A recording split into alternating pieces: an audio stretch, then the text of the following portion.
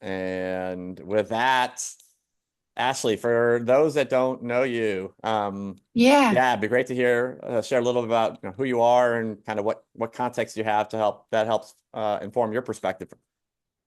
yeah, absolutely. So my name is Ashley Hauser. I am the RevOps program manager at Florence Healthcare. I've been in tech, gosh, 15 years, something like that now, and in the Salesforce ecosystem for 13. So it's something that I love. I've been from every side of the coin, or even bigger than a coin, I don't know, a hexagon, I guess, of where Salesforce has fit into my company and how I've utilized it from an end user to, actually working at Salesforce itself to being an admin, training admin, all the things in between. I've done it. So that's kind of my background. At Florence Healthcare itself, I am I'm part of our go to market systems and enterprise architecture team. We are a mighty team of five, with most of us having specializations, whether that's CPQ, marketing ops, CS ops, etc. I'm kind of our more of the generalist or the overarching strategist in terms of systems admin over our Salesforce ecosystem, and then pretty much any tool that the go to market team touches, my team or our combined team handles in one way or another. Amazing. Oh, Yeah, yeah. a wealth of knowledge and experience throughout the ecosystem on a number of lenses, which is quite unique. And Ashley, you're telling me this morning you had an exciting day, maybe a little bit about your stakeholder. Maybe I think that will resonate with the audience. Yeah. It was actually a pretty good day. We had a newer stakeholder who came up with an idea that they just asked something simple about, hey, where do I acknowledge this in Salesforce?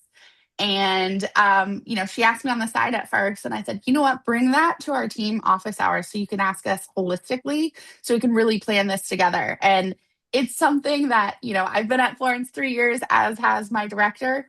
No one's brought this up before till today. And it was one of those things that it has legs. It could impact so many other systems that we have to really kind of think through from a project management level and a change management level how we could utilize that across different tools in our network.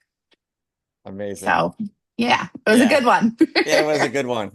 How'd you say it has legs? When Yes. there's the good moments of brilliance that have legs that are exciting to, we all have those wins, and I guess you'll get to think about that through the weekend of how to move it forward.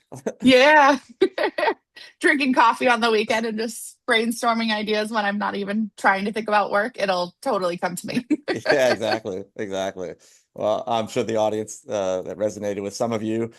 And with that, why don't we go through some of the flow here? And so, for those that don't know, um, Arovy. No, it's actually pronounced Arovy, but people seem to struggle with the name. So Arovy, pronounced how it's spelled. We help customers unleash the power of Salesforce, converting metadata context into a strategic asset. And so stakeholders, your line of businesses, users, your LLMs, AI initiatives. Ultimately, we help you understand the impact of change. We help you understand and always keep an accurate data dictionary that can be leveraged by various stakeholders that's accurate and maintained in real time. And then we do a variety of things around mitigating the risk of connected apps and other integrations that touch into your Salesforce environments. And so we're on LinkedIn. It's arovy.com, just Arovy. And check us out if you're not already following us.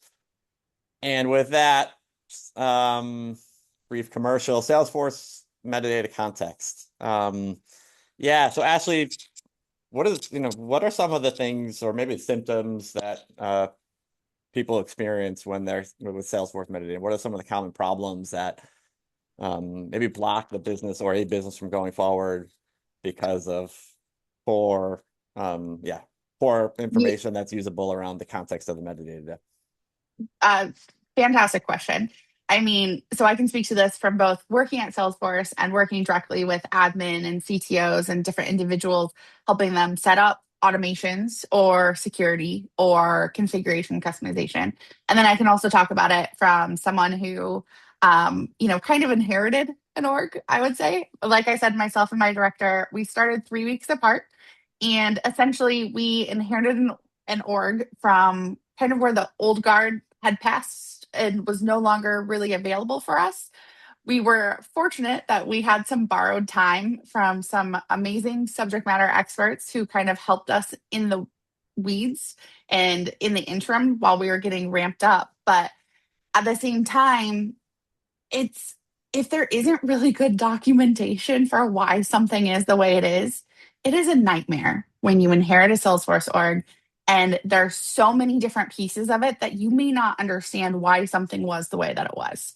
A good example I'll give, in our industry and in our system itself, namings matter. So, for example, if I were to go to a restaurant, or actually, if I were to go somewhere and order a pancake, I'm going to get something very different than if I order a cake pan. And I say that because we have some things in our system that are basically written like pancake or cake pan that have two very different meanings. But some of those were accidental by the people that used to manage the Salesforce org prior to us coming on. So I think one of the things that was super helpful for us was being able to go into Arovy, seeing how different fields interacted with different things, whether that was automations, whether it was connected in different reports or on different validation rules or workflow rules back in the day. We could at least go in there and kind of see how things were interconnected and get an idea of why that was in there in the first place. And then from the prior Salesforce side where I used to help people with automations, I honestly can't tell you the number of times where myself or someone on that team that I worked on would help people set up a flow or a workflow or some form of automation. And then we get a case 6 months later where someone brought up, hey, that automation was working fantastic, but it stopped working. Can you help them figure out why? And, unfortunately, and shocker for some of you out there, Salesforce can't see your metadata. They can't see what's going on. They only see what you actually show them. So I loathed those cases because 90% of the time I was relying on the information that the person on the other side of the line was giving me. And if they didn't have insight into what was happening on that field, I couldn't really help them. I had to tell them like, "Hey, we set this up together based off of this, but do you know anything else that's impacting this field?" And usually they didn't. And usually it was, "Hey, check Salesforce Optimizer back in the day, or try and comb through your reports, try and figure out what's going on here." And it was a nightmare. In fact, the first time I saw Arovy, I wished every single client when I worked at Salesforce had this because that would have streamlined so much for that in just that alone. Yeah, no, and I think you hit some of the key the things that we hear too frequently. And I love the example of cake pan versus pancake.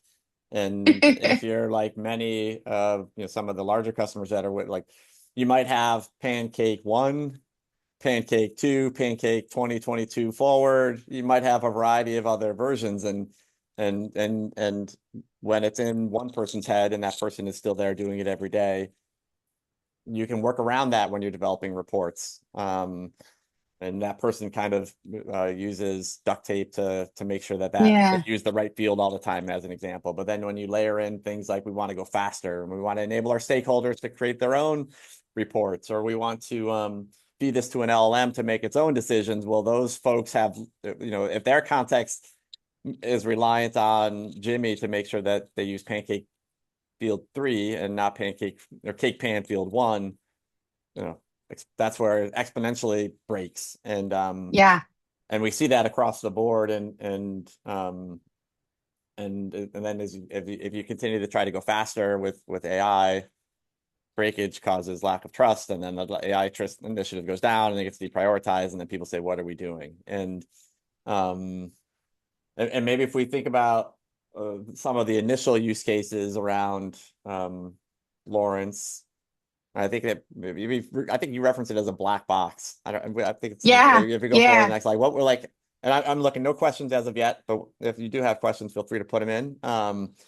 But yeah, what were some of the key challenges that kind of were caused because of the Yeah. black box. Yeah, when we first discussed this, I described our Salesforce instance as a black box. There were so many areas that were literal black holes that had we not had understanding because of tools like Arovy that could explain what the things were, um, we would have no idea what it was for. I mean, for example, when I started, we had over 400 automations in place, and a lot of them were stacking on top of each other or creating dependencies on each other when they shouldn't have, or vice versa. We also have a lot of iterative automations that didn't realize that they ended with like when something changes, but then it started with if something changes, do this. So, some of those you can find maybe with like Flow Trigger Explorer if you're looking at that, but that only shows you to an extent, and that only shows you record triggered flows. It doesn't show you everything else. So, one of the things that was extremely helpful for us when we were first inheriting this was being able to not only see what all of these fields are, what all of these automations are, but help us kind of dive in deeper to get an understanding of the context behind it and help us honestly so we could get rid of some of that tech debt. We had a ton of tech debt when we first started, and a bunch of fields that maybe were created for a good purpose at one point in time, but were never utilized. So, one of the things I love actually about Arovy is if you go into the object and you look at the fields, it'll show you what percentage of it is populated. And right off the bat, we use that as a reference point. We actually have a tag in Arovy that is called, I think it's proposed to delete question mark on it, but it's essentially anything that has like very low usage in there. We've already tagged that as proposed to delete as an action item of, when we're going to go purge data, what are some fields that maybe had good intentions but were never utilized that we can just get rid of and get rid of some of that noise for our end users. 100%. And part of the challenge is knowing where to start. Like if you go into a new environment and it's this black box, you have n number of objects, x number of Yeah, fields per object, and this unknown of what's actually being used because the history went out the door with the previous regime. It's almost impossible, it's very difficult to make progress because and maybe you make progress and doing things and cleaning things up, but maybe it's in the wrong order. Like right. which is it's helpful but not overly productive. Yeah, absolutely. I would agree with that full heartedly. Let's see. What about onboarding? Yeah, what about on onboarding? Yeah, still no questions. Quiet audience today, but we're here. Go ahead, onboarding. What about onboarding? Yeah. Yeah, can you talk through that use case? Sure. So we actually had a new member of our team, a CS Ops individual who joined, and she has hit the ground running and has been doing phenomenal. And the interesting thing is, she actually has not as much experience from an admin perspective in Salesforce, and yet. Even yesterday, she came to me and showcased something. She looked in Arovy trying to figure out, she's getting questions about, well, how is this generated in Gainsight? So she was able to hop into Arovy, take a look at that field, then kind of follow the breadcrumbs to see where that originated from. So it's been something we use whenever we're onboarding someone. If we're working on a big data initiative, we've given people view access into Arovy so they can see how things are interconnected together. And then we also work with a consulting partner that a lot of their questions right out of the gate were things that when we gave them access to Arovy, they could see the answers. Examples are people using this in reports? What is the definition of what this field is supposed to be? And as you can imagine, we didn't have a lot of those in the past. That I'll talk about a little bit later, but that's the data dictionary piece. Super, super helpful. Other things like, are these in a bunch of different automations? Are these in a bunch of different reports? Who has access to this field? How many page layouts is this on? How often is it populated? All of those things, we could just point them directly to Arovy and they could find it themselves if they wanted to. So super easy, super helpful for us. Yeah, and I think the way you've for those that aren't familiar and the way you framed it up is it's not just about getting the metadata context. And I don't know if we can go to the next slide, but it's not just about getting the metadata context so that actually you and your team of 5 folks that are Salesforce experts and that are in there all day long and that are using it basically that are the engine behind Salesforce to make it work for the team. But it's that taking that context of the metadata and with the right nomenclature and the right vehicle such that the business can go faster with that same information. And so it I think I said unleash earlier. Maybe it unlocks might be a better word, but it unlocks all this expertise that it's not just unlocking it for Ashley or unlocking it for the marketing ops person or the CS ops person, but it's unlocking it for the business above and around the people that are the day-to-day constituents in Salesforce, which really allows for better business decisions, more quicker answers to questions that they have, and again with LLMs and AI, maybe then things are unleashed. um, uh, Yeah. I mean, to that extent, as most people know, an LLM not only learns from you, but it also is only as good as the data that's put into it. So if your data isn't clean, it's going to give you a lot of false positives. And so I am sure we're not the only one, but a lot of companies right now have some big AI and analytics initiatives for the future and things that they want to move fast on, right? You want to be first to market. You want to also not only showcase this as a tool that your company offers, but how can you utilize that internally to save time, save effort, give your team more bandwidth? And in order to do that, we really have to have some clean data. So, and I don't know if I'm jumping ahead here, but one of the newer tools that you've added, the data dictionary, and being able to have some AI powered definitions and help text and things like that, you can literally just click a button and it'll generate a version of that for you. That's been huge for us so far. Not only is it also helping us kind of see some things on fields that, again, were maybe built with a good use case in mind, but never actually utilized. But, or maybe it's one that is utilized, but we still don't understand why, or we weren't looking into why for that field. We have a ton of fields originally. So it gives us an idea of what might be able to be purged or what might be super helpful for us because of what it's generating.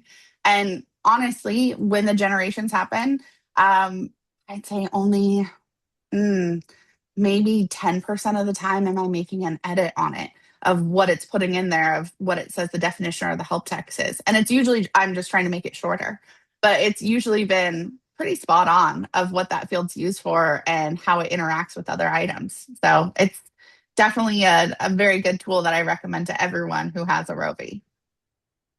100%.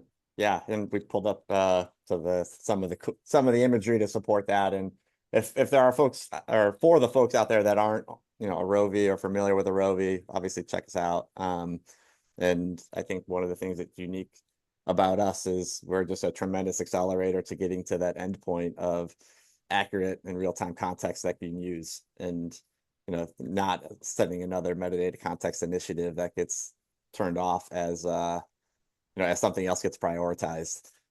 Arovy.com. We've got a website, LinkedIn page. I'm available on it. Ashley's probably also available as a resource for anyone that want real subject matter experts. And we got 7 minutes left. Why don't we go to we did get one question come in. Why don't we go for, just to kind of wrap this up, metadata context for the win, Ashley? Oh gosh, yeah. Let's see some of the metadata context for Yeah, the win. what else is should folks know that are listening today in terms of how you're using the metadata, either how Arovy is helping or just maybe key learnings that you think is would be helpful for those to know as they start along this journey. Yeah, I mean, I'm a huge fan of automation and that's kind of my bread and butter. So for me, being able to quickly understand how a field is being used in automation across the org, instead of manually having to search through flows, validation rules, integrations, being able to scale that instantaneously and diving in and being able to go directly to the flow that it is huge for me. Other things I'd say for our overall company, being able to get on like new hires onboarded and up to speed fast, super extremely helpful for the business. On top of that, being able to identify tech debt that we could utilize, extremely helpful. I think I saw the question was unexpected benefits you've seen using the data dictionary. The biggest one is it identified fields that we don't need. They were things we may have missed on our first go around. And now, as we're looking at it, it's, hey, oh, this is something that it sounds like it was needed. It looked like it was needed. But in reality, looking at the definition, we have three other things that already take care of this information. So I think that's been the biggest unexpected benefit that I've seen. It's just helped us streamline in multiple areas past what we originally did. Other things, AI readiness.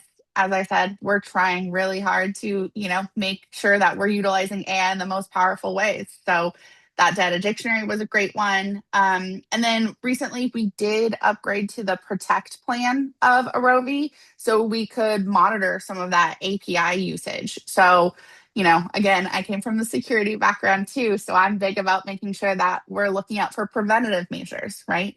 As AI is coming in, it is a lot easier for companies to try and scam users and try and get some of that data. Being able to look at one glance and being able to see some of those details and help with some of the preventative measures on top of event monitoring, crucial, right? It's one of those things you don't know you need until after you need it, unless you are actively doing it beforehand. So, yeah, I'd say that has been a pretty big thing. What are some larger business impacts you've seen Yeah, we have beyond another making your question. job Yeah. easier? Yeah, there's another question on beyond tech debt cleanup, what are some of the larger business impacts you've seen I making your mean, job easier? yeah, there's so much to that. I mean, well, like saying about being able to integrate with AI, being able to help clean up the tech debt, yes. Making my job easier, yes. But I don't think I can underestimate how much easier it makes my job. Like it saves hours of everyone on our team. The example of when you inherit something and you don't know what that black box is, huge. When someone's taking on a new project, being able to look into some of the things that are dependencies for that, huge. Like I guess I would almost say making my job easier falls into 10 different subtopics. I would also say, oh, another thing I love, version control. So with Rovi itself, you can also see versioning history of who made a change and when and what was it previously. That's fantastic for things like formula fields. So, for example, we have some formula fields that look at where someone is located or like where a company is located and what equivalent data center would that be correlated to. Well, over the time, we've added data centers. So when we had to go back and look, hey, do we need to make a mass update on certain data centers? What ones weren't impacted previously? We can easily go back and look and see when we made the change to our formula field. And then historically, do a pull from there and then see all the fields that we need to actually go and manually update. I mean, you can use reporting too, but there's so many ways inside of Arovy that you can utilize it for being able to use like a change management control or version history so you get a good idea of why something is the way it is currently in the system. 100%. 100%. And I don't know if the folks on the line have gotten a sense that Ashley's getting a lot of value out of Arovy. So if you want to go faster and have a similar experience to Ashley with the and the efforts of making your metadata a strategic asset, we are here, Arovy.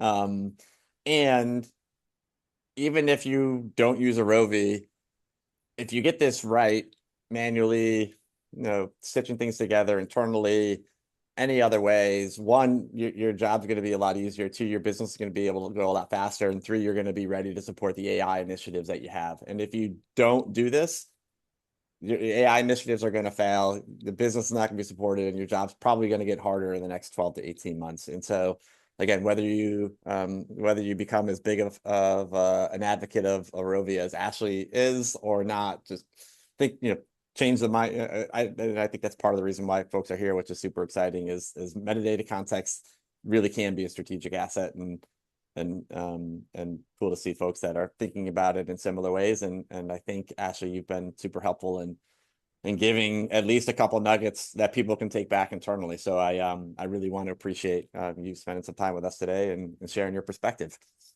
You bet. I'm glad to be here. And like I said, even when I worked at Salesforce, I wish had I known about Arovy back then, I would have honestly recommended it to every customer just because it gives you such a good insight and saves you hours of headache trying to search for things.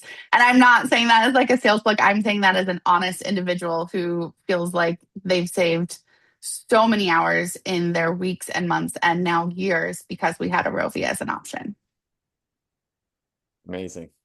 I'm going to leave it at that. For those, yeah, we got all the questions. Ashley, thanks so much for the time. Audience, we're here if anyone has additional questions or wants to learn more. And Ashley, again, thank you so much for the time. It's been great resources, and everybody keep on the lookout for our next topic next month. Thank you. All right, thanks, Ashley. Thanks, everyone. Be good.